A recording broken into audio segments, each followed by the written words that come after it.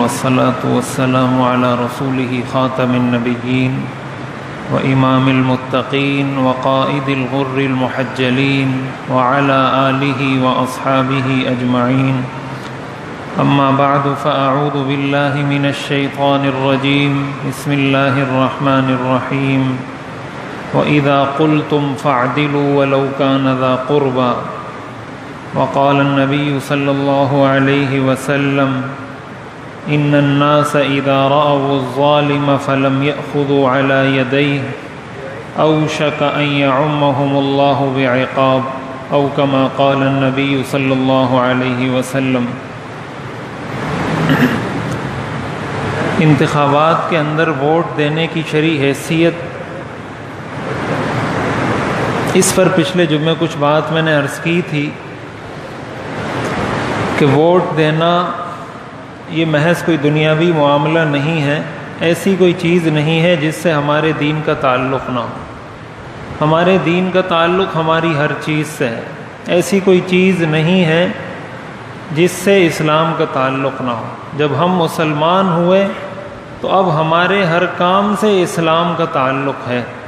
ہر کام سے اسلام کا تعلق ہے. کوئی کام ایسا نہیں ہے جس کے بارے میں ہم یہ کہیں کہ یہ تو میرا ذاتی معاملہ ہے، یہ تو میرا خاندانی معاملہ ہے، یہ میرا سیاسی معاملہ ہے، یہ میرا ملکی معاملہ ہے، یہ میری برادری کا معاملہ ہے. ایسی کوئی چیز نہیں ہے جس کے بارے میں شریعت رہنمائی نہ کرے کہ برادری کا معاملہ ہے تو ایسے کرو، قوم کا معاملہ ہے تو یہ کرو، زبان کا معاملہ ہے تو یہ کرو، سیاست کا ہے تو یہ کرو. اسلام ضرور بتائے گا، آپ کو رہنمائی کرے گا. تو ووٹ بھی انہی چیزوں میں سے ایک چیز ہے. اس حوالے سے میں نے پچھلے جمعے تفصیل سے عرض کیا تھا کہ ووٹ کی شرعی حیثیتیں علماء نے ذکر کی ہیں. ایک حیثیت اس کی امانت کی ہے کہ امانت، ایک ووٹر کے پاس ووٹ امانت ہے. تو جس طریقے سے کوئی آدمی دوسرے کاموں میں خیانت کرتا ہے تو وہ خائن کہلاتا ہے یا کرپٹ کہلاتا ہے. اسی طرح اگر ووٹ دینے والا نااہل آدمی کو ووٹ دے رہا ہے تو یہ ووٹ دینے والا خود خائن ہے اور خود کرپٹ ہے. شریعت کی نظر میں نااہل آدمی کو ووٹ دینے والا بھی خائن ہے، خیانت کا مرتکب ہے، اس لیے کہ اس نے امانت نااہل آدمی کے سپرد کی ہے.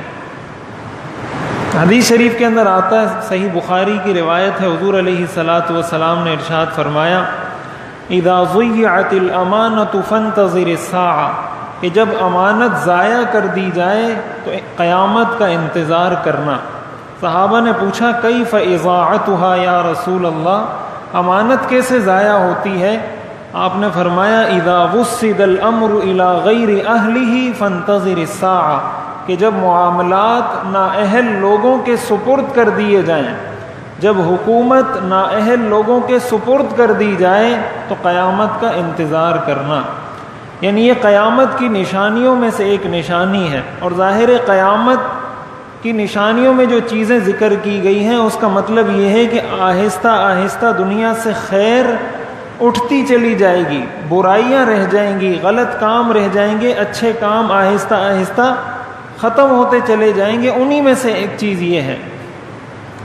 اور صحیح بخاری اور صحیح مسلم کی روایت ہے، حضور علیہ الصلاۃ والسلام نے یہ ارشاد فرمایا کہ امانت لوگوں کے دلوں میں اللہ تعالیٰ کی طرف سے نازل ہوئی، پھر انہوں نے قرآن سے سیکھا، پھر حدیث سے سیکھا. اب آہستہ آہستہ یہ امانت اٹھائی جائے گی. یہ صحیح بخاری اور صحیح مسلم کی روایت ہے. آہستہ آہستہ یہ امانت اٹھائی جائے گی یہاں تک کہ اس کے تھوڑے بہت اثرات رہ جائیں گے. پھر آپ نے اس کی مختلف مثالیں دیں اور پھر آپ نے فرمایا امانت بالکل یوں رہ جائے گی جیسے کسی آدمی کے پاؤں پر انگارہ پڑتا ہے، آگ سے کوئی جگہ جل جاتی ہے جسم کی تو وہ جگہ پھول جاتی ہے، وہاں چھالا پڑ جاتا ہے. تو اب دکھنے میں تو یہ لگتا ہے کہ شاید یہ بہت زیادہ کوئی پھول گیا یا کوئی بہت زیادہ طاقت آ گئی، لیکن جب آپ اس میں سوئی چبوئیں گے تو اندر کچھ بھی نہیں ہوتا، کوئی طاقت نہیں ہوتی. تو آپ نے فرمایا امانت اس طرح رہ جائے گی جیسے جسم میں جہاں آگ لگ جائے اور وہ جگہ تھوڑی ابھر جائے، جس طرح وہ لگتی ہے کہ یہ کوئی ابھری ہوئی چیز ہے یا اس میں کوئی طاقت ہوگی اور حقیقت میں طاقت اس میں نہیں ہوتی. اس طریقے سے امانت کی نشانیاں رہ جائیں گی کہ لوگ سمجھیں گے کہ یہ بڑا امانت دار ہے, اس میں امانت ہے, لیکن امانت کچھ بھی نہیں ہوگی. اور پھر آپ نے فرمایا کہ پھر ایک دور ایسا آئے گا کہ لوگ کہیں گے ان فی بنی فلان امینن, کہ فلاں قبیلے کے اندر, فلاں شہر کے اندر, فلاں ملک کے اندر ایک امانت دار آدمی رہتا ہے. لوگ پھر یہ مثالیں دیا کریں گے کہ فلاں ملک میں, فلاں شہر میں, فلاں قبیلے میں ایک امانت دار آدمی رہتا ہے. اور پھر آگے آپ نے فرمایا کہ لوگ ایک شخص کے بارے میں کہیں گے ما اعقلہ ما اجلدہ, یہ کتنا عقل مند ہے, یہ کتنا مضبوط ہے, کتنا امانت دار ہے. وما فی قلبہ مثقال حبۃ من الایمان, اور اس کے دل میں ایمان کا ایک ذرہ بھی نہیں ہوگا. یعنی لوگوں کی نظروں میں عقل مند آدمی, سمجھدار آدمی ایک ایسا شخص ٹھہر جائے گا جو خود بھی عقل مند نہیں ہوگا, جو خود بھی سمجھدار نہیں ہوگا, جو خود بھی امانت دار نہیں ہوگا, اور اس کے دل میں ذرہ برابر ایمان بھی نہیں ہوگا. یعنی آہستہ آہستہ لوگ اتنی پستی کی طرف چلے جائیں گے. اس لیے اس کی ایک حیثیت تو امانت کی ہے, دوسری حیثیت اس کی گواہی کی ہے. اس پر بھی میں تفصیل سے بات کر چکا تھا کہ گواہی کو نہ تو چھپانا جائز ہے, نہ گواہی کو پیسوں کے عوض بیچنا جائز ہے, کہ آپ کو کوئی پیسے دے دے, آپ کو کوئی گاڑی دلا دے, بائک دلا دے, کوئی چیز آپ کو کوئی ذاتی مفاد پورا ہو جائے اس کی وجہ سے آپ گواہی دیں. تو پیسوں کے عوض, اپنے ذاتی مفادات کے عوض ووٹ کا بیچنا یا گواہی کا بیچنا یہ بھی بالکل ناجائز اور حرام ہے. اسی طرح غلط گواہی دینا, کہ آپ سمجھتے ہیں کہ اہل یہ ہے اور آپ گواہی اس کے حق میں دے رہے ہیں کہ یہ اہل ہے, غلط گواہی دینا یہ بھی کبیرہ گناہ ہے. تو گناہ گواہی کا چھپانا, گواہی کا بیچنا یا گواہی غلط دینا, یہ تینوں خطرناک گناہ ہیں. اور ووٹ کے اندر یہ حیثیت ہے گواہی کی, لہٰذا نہ تو اس کو چھپایا جا سکتا ہے کہ کوئی یہ کہے کہ میں ووٹ دیتا ہی نہیں, نہ ہی اس کو فروخت کیا جا سکتا ہے کہ کوئی پیسوں کے عوض اپنا ووٹ بیچ دے, اور نہ ہی غلط گواہی دی جا سکتی ہے کہ نااہل آدمی کو آدمی ووٹ دے. اب اس کی ایک دوسری حیثیت علماء نے لکھا ہے سفارش کی ہے, کہ آپ سفارش کرتے ہیں کسی کے حق میں. آپ جب ووٹ دیتے ہیں گویا آپ اس کے حق میں سفارش کر رہے ہیں کہ میں یہ سفارش کرتا ہوں کہ اس شخص کو میرے علاقے کا MP بنایا جائے یا اس کو میرے علاقے کا MNA بنایا جائے. اس کی ایک حیثیت سفارش کی ہے. قرآن کریم میں آتا ہے من یشفع شفاعتا حسنتا یکن لہ نصیب منہا ومن یشفع شفاعتا سیئتا یکن لہ کفل منہا. جس نے کوئی اچھی سفارش کی, اچھی جگہ پر اہل آدمی کے لیے سفارش کی, تو جتنے اچھے کام وہ آدمی آگے جا کے کرے گا یکن لہ نصیب منہا, اس کا بھی اس کے اندر حصہ ہوگا. وَمَن يَشْفَعْ شَفَاعَةً سَيِّئَةً, جس نے بری سفارش کی یعنی نااہل آدمی کی سفارش کی, یَقُلْ لَهُ كِفْلٌ مِّنْهَا, جتنی برائیاں وہ نااہل آدمی آگے جا کر کرے گا, اس سفارش کرنے والے کو اس کے ان سارے گناہوں میں پورا پورا حصہ اس کا بھی ہوگا. اب یہ قرآن کریم کی آیت ہے کہ جیسے شخص کی آپ نے سفارش کی, جیسے شخص کو آپ نے آگے بھیجا, اگر اہل آدمی کو بھیجا ہے اس کے سارے اچھے کاموں کا ثواب بھی آپ کو ملے گا, اگر نااہل آدمی کو بھیجا ہے اس کے سارے غلط کاموں کا گناہ بھی آپ کے کھاتے میں آئے گا. یہ قرآن کریم کا اٹل فیصلہ ہے, یہ بالکل واضح قرآن کریم کا فیصلہ ہے, اللہ کا فرمان ہے, ایسا ہی ہوگا. اس لیے بھی ووٹ دینے سے پہلے انسان کو سوچنا چاہیے. تیسری حیثیت علماء نے لکھا ہے ووٹ کی وکالت کی ہے, کہ آپ اس شخص کو اپنا وکیل بناتے ہیں, جس کو آپ ووٹ دے رہے ہیں آپ اس کو وکیل بنا رہے ہیں کہ بھائی آپ میری طرف سے وکیل ہیں اس ملک کے چلانے کے.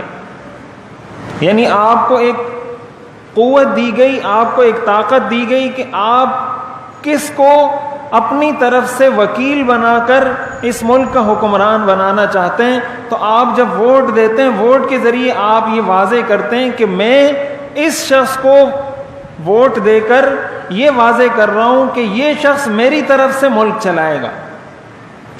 میری طرف سے جو قوت، جو پاور، جو طاقت ووٹ کی مجھے دی گئی تھی، وہ استعمال کر کے میں یہ واضح کر رہا ہوں کہ میری طرف سے ملک چلانے کا اختیار اس شخص کو ہے۔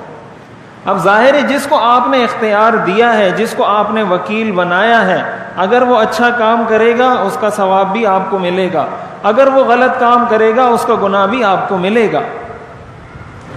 اس لیے یہ بات تو بہت اچھے طریقے سے سمجھنی چاہیے کہ اس کو مذہب سے جدا ہم نہیں کر سکتے۔ ایسا نہیں ہو سکتا کہ آپ کہیں سیاست الگ معاملہ ہے، دین الگ معاملہ ہے، سیاست کو الگ رکھو۔ ہم سیاست کو الگ نہیں رکھ سکتے، بحیثیت مسلمان کوئی بھی نہیں رکھ سکتا۔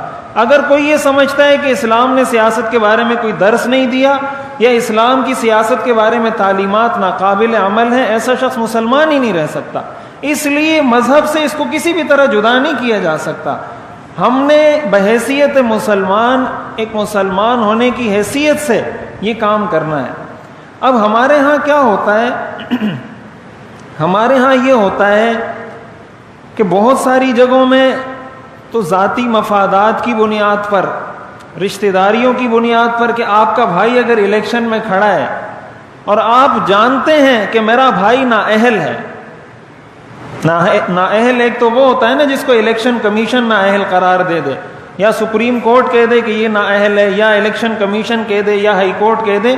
ایک نااہل وہ ہے جس کو شریعت نااہل کہتی ہے، کہ آپ کو پتہ ہے کہ یہ اس علاقے کا ایم پی اے بن کر، ایم این اے بن کر کوئی کام وام نہیں کر سکتا، اس کے اندر اتنی پاور نہیں ہے، اس کے اندر اتنی وہ صلاحیت نہیں ہے، یہ اس کام کو جانتا نہیں ہے، اگر یہ جیت بھی گیا تو یہ کوئی کام نہیں کر سکتا۔ یہ مطلب ہے نااہل ہونے کا۔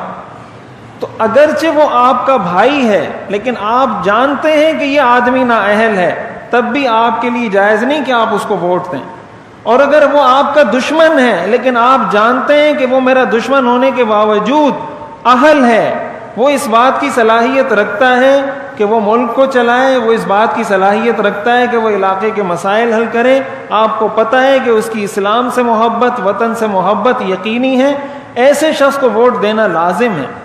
اب تعصب کی بہت ساری صورتیں ہوتی ہیں۔ کچھ تعصب تو لسانی بنیادوں پر ہوتا ہے کہ یہ پٹھان ہے میں پٹھان کو ووٹ دوں گا، یہ پنجابی ہے میں پنجابی کو دوں گا، یہ ہزارے وال ہے میں ہزارے وال کو دوں گا، یہ بھی تعصب ہے۔ کچھ تعصبات صوبائیت کی بنیاد پر ہوتے ہیں، کچھ تعصبات قومیت کی بنیاد پر ہوتے ہیں، مختلف قسم کے تعصبات ہیں۔ انہی تعصبات میں سے ایک تعصب پارٹی کا تعصب بھی ہے کہ میں نے تو اسی پارٹی کو ووٹ دینا ہے۔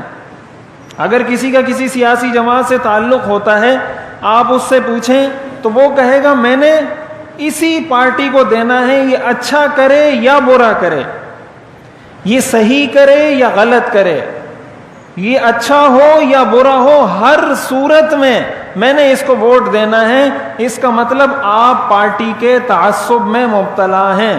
جس طرح زبان کا تعصب حرام ہے، قومیت کا تعصب حرام ہے، صوبائیت کا تعصب حرام ہے، اسی طرح پارٹی کا تعصب بھی حرام ہے۔ آپ کو شریعت اس بات کی اجازت کیسے دے سکتی ہے کہ آپ جانتے بوجھتے ایک آدمی کو نااہل سمجھتے ہوئے آپ کہتے ہیں کہ یہ نااہل ہے پھر بھی میں دوں گا، یہ اہل ہے پھر بھی دوں گا، مجھے اس سے کوئی لینا دینا ہی نہیں کہ یہ اچھا ہے برا ہے صحیح ہے غلط ہے، بس میں نے آنکھیں بند کر کے اس کو ووٹ دینا ہے۔ یہ بات شریعت کی نظر میں جائز نہیں ہے، اور یہ بات اچھے طریقے سے یاد رکھیں، اس کا قیامت کے دن جواب دینا ہوگا۔ پورے ملک کی تقدیر وہ انہی ووٹوں کے ذریعے تبدیل ہوتی ہے۔ آپ کو یہ فیصلہ دیا جاتا ہے، آپ کو یہ طاقت یہ اتھارٹی دی جاتی ہے۔ اگر آپ نے غلط فیصلہ کیا، ہمارے ساتھ کیا ہوتا ہے، ہم پورے 5 سال حکومت منتخب ہوتی ہے، روتے رہتے ہیں۔ اسلام کے حوالے سے ایک بات میں یہ بھی عرض کروں کہ پھر ووٹ کس کو دیا جائے۔ آپ جب کسی کا انتخاب کریں تو اس میں کون سی چیزیں دیکھنی چاہیے؟ 4 چیزیں ہیں جس کو علماء نے لکھا ہے کہ 4 چیزیں آپ اس میں دیکھیں بنیادی طور پر، اس کا تعلق کسی بھی پارٹی سے ہو۔ سب سے پہلے اس کی دینداری کو دیکھیں۔ دینداری کا مطلب یہ نہیں کہ وہ نماز پڑھتا ہے یا نہیں پڑھتا، وہ روزہ رکھتا ہے یا نہیں رکھتا، یہ بھی دینداری کے مفہوم میں داخل ہے، لیکن دینداری صرف اس کا نام نہیں ہے۔ اس شخص کے اندر آپ یہ دیکھیں کہ اس کی اسلام سے وفاداری کتنی ہے۔ ختم نبوت، ابھی پچھلی حکومت میں ختم نبوت کے حلف نامے کو چھیڑا گیا، ساری جماعتوں کی طرف سے مل کر وہ ختم نبوت کا جو حلف نامہ تھا جو ایک امیدوار فل کرتا ہے اس سے حلف نامے کے الفاظ نکال دیے گئے، ساری جماعتوں نے مل کر اس کو نکالا۔ آپ کیا سمجھتے ہیں یہ کوئی معمولی چینجنگ ہے؟ یہ کوئی معمولی تبدیلی ہے؟ ختم نبوت کا عقیدہ شریعت کا کوئی بہت ہی معمولی سا عقیدہ ہے۔ ختم نبوت پر ایمان لائے بغیر انسان مسلمان نہیں ہو سکتا۔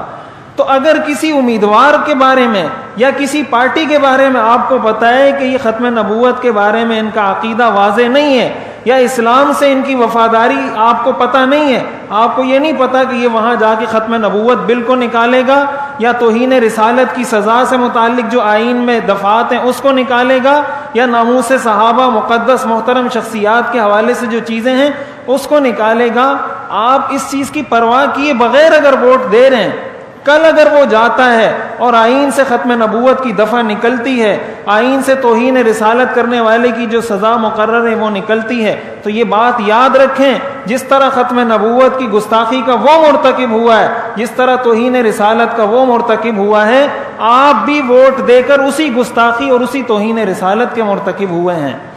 یہ کوئی مذاق کی بات نہیں ہے، اس لیے سب سے پہلے آپ اس چیز کو واضح کریں۔ اور اس حوالے سے میں نے یہ بات سوشل میڈیا پہ میں نے پھیلائی تھی کہ آپ کا جو بھی امیدوار ہے آپ اس سے حلف لیں۔ دیکھیں یہ دن ہے، ابھی امیدوار آپ کے قابو میں ہیں، بعد میں پھر آپ کے قابو میں آنے والے نہیں ہیں۔ ابھی آپ اپنے امیدوار سے جو بلوانا چاہیں وہ بول دے گا، کچھ بھی آپ بولیں گے نا وہ آپ کو بول کے دے دے گا۔ یہ حلف نامہ تو اپنے امیدوار سے یا لکھوائیں یا اس کو بولیں کہ اپنے ویڈیو پیغام میں اس چیز کو واضح کرے کہ میں اسلام کا وفادار ہوں، میں ختم نبوت کا وفادار ہوں، میں ناموس صحابہ ناموس اہل بیت کا وفادار ہوں، پاکستان کے آئین میں موجود اسلامی دفعات کا وفادار ہوں۔ اگر وہ کسی بھی پارٹی کا ہے، اگر کوئی پارٹیاں ہیں وہ اپنے انتخابی منشور میں اس چیز کو واضح کریں، اور یہ اتھارٹی یہ پاور عوام رکھتی ہے۔ آپ اپنے لیڈر سے، اپنی پارٹی سے، اپنے امیدوار سے یہ کام ابھی کروا سکتے ہیں، 25 جولائی کے بعد یہ کام آپ پھر نہیں کروا سکتے، اس لیے یہ کام آپ کی ذمہ داری بنتی ہے۔ اب لوگ اس چیز پہ تو احتجاج کر رہے ہیں، جب امیدوار علاقوں میں آ رہے ہیں اس طرح کی بہت ساری ویڈیوز آ رہی ہیں کہ بھائی امیدوار کو انہوں نے پکڑ لیا کہ تم پانی ہمیں دیا نہیں، لوڈ شیڈنگ ختم نہیں کی، فلاں فلاں۔ اچھی بات ہے، یہ ان کا حق ہے، مطالبہ کریں، عوام کو یہ حق ہے وہ امیدوار سے اس بات کا مطالبہ کریں کہ بھائی تم 5 سال تو ہمیں نظر آتے نہیں ہو، ووٹ لینے کے لیے پہنچ جاتے ہو، 5 سال پھر غائب رہتے ہو، نہ آپ کو ہمارے گلی کا پتہ، نہ محلے کا پتہ، نہ پانی کا پتہ، نہ بجلی کا پتہ۔